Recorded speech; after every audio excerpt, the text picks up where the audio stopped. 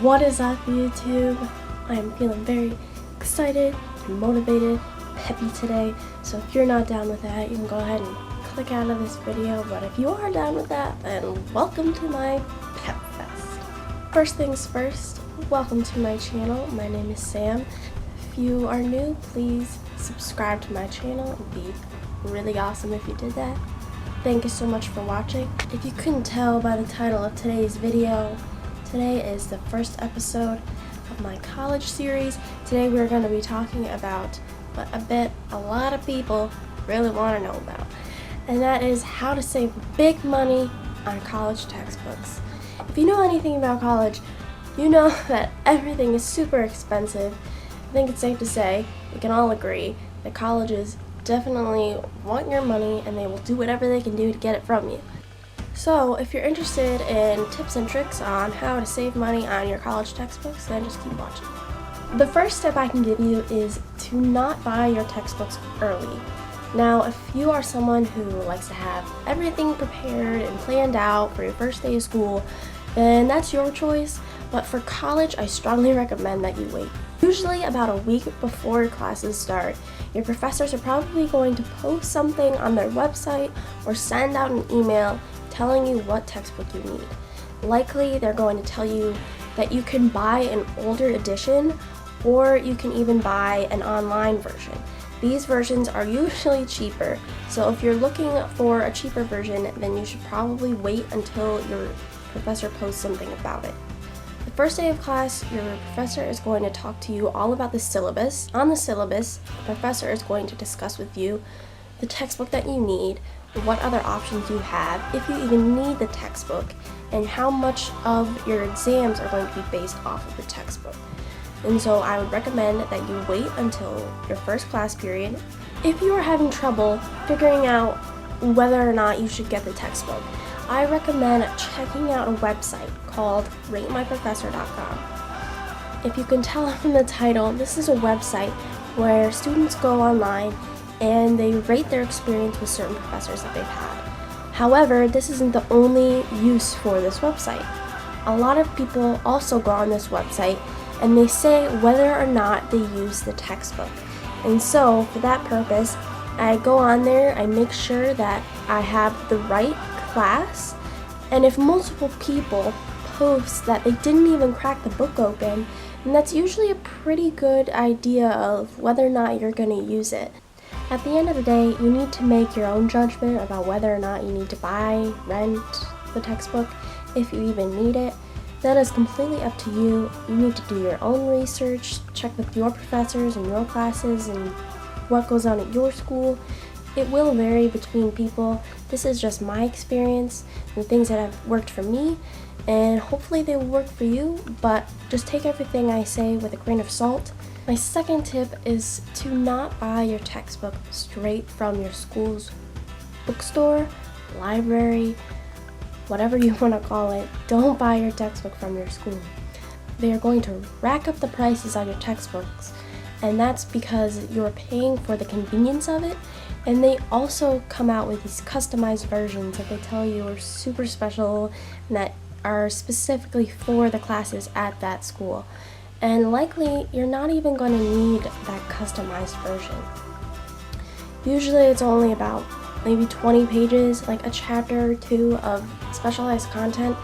And if you take the class, you're probably not even going to remember or realize what part of the book that is so special. You're probably not even going to need it. And so you don't necessarily need to buy the customized version. Also, you don't want to buy a book from your bookstore because they're going to charge you so much for the fact that it's right at your school and you don't need to do much searching for it. So don't buy your textbooks from your school bookstore. The third tip I have for you is to not even buy your textbooks. If you decide that you do want to get the textbook for your class, I suggest that you rent instead of buying it. A lot of people who buy their textbooks say that they buy it so that they can resell it later. And the truth of the matter is that most people don't end up doing that. And also, it's going to be a little bit difficult to find someone who needs the textbook that you used. So I recommend renting your textbook. likely you're just going to be using it a few times throughout the semester, and then it's just gonna sit on a shelf for who knows how long. And so just rent it, and that's already gonna cut down a lot on the cost of your textbook. My final tip for you is probably the main reason why I made this video. This is the most helpful thing that I have found that helps me to save money on textbooks. I heard about this through, ironically, another YouTube video. Someone else made a YouTube video about college textbooks, and they mentioned a website called Slugbooks. Slugbooks is a lifesaver. If you have not heard of it, it is a website that lets you compare prices of textbooks across all sellers. And so if you type in the ISBN number of your textbook, it will give you a list of different places that are selling that textbook, and you can compare to see which seller is selling it for the cheapest amount of money. A lot of places sell it for similar prices. For example, one place might have it for $36 and some other place might have it for $35. But generally, it makes it really easy for you to compare prices without actually having to Google a bunch of different places where this specific textbook is sold. A few of the places that it compares prices from include Amazon, Velour Books, Chegg.com. In short, this website is going to really help you compare the prices and get you your cheapest option. Usually, places where you rent textbooks, they understand that you're going to need it for a full semester, and so they have a set time that you can rent it for, and it always is enough time to get you through the semester.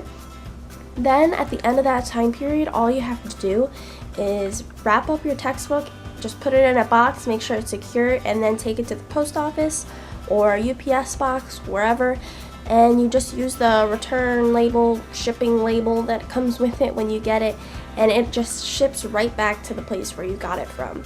It's hassle-free, and so I strongly recommend you use Slugbooks. So to recap, the first thing you want to do is wait to buy your textbooks until the first week of classes. Wait to see what your professor says, wait to see what people who have taken the class before say, and then make your judgment off of that. The second thing is to not buy from your school's bookstore. In some cases, if you're taking a very difficult, maybe very specific class, in that case, you would want to buy it from your bookstore. If your professor says you absolutely need the customized version, then go ahead and buy it from your bookstore. Otherwise, if you're taking basic classes, core classes, or maybe you're just in a major where you usually don't even use the textbook that much, then I would suggest not buying from your bookstore. In that case, you would buy from sellers online, which would usually include places like Amazon or Velour Books or Chegg. The third tip is to rent your books and not buy them. If you buy your textbook, you're probably thinking that you're going to resell it later. And you can do that, and if you do it right, you will get some money back for it. But if you want a hassle-free way to save money, I'd recommend you do the renting option. And the last thing is to use Slugbooks.com. Slugbooks is very helpful. If you take one tip away from this video, I would say to use Slugbooks.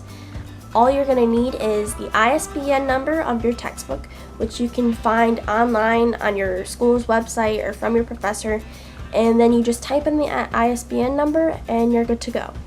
So I hope you find this video helpful. I strongly encourage you to at least try some of these tips, see if they work for you, and if they did, leave a comment down below telling me how it worked for you, how much money you saved, and encourage anyone that you know that is going to college to try these tips as well.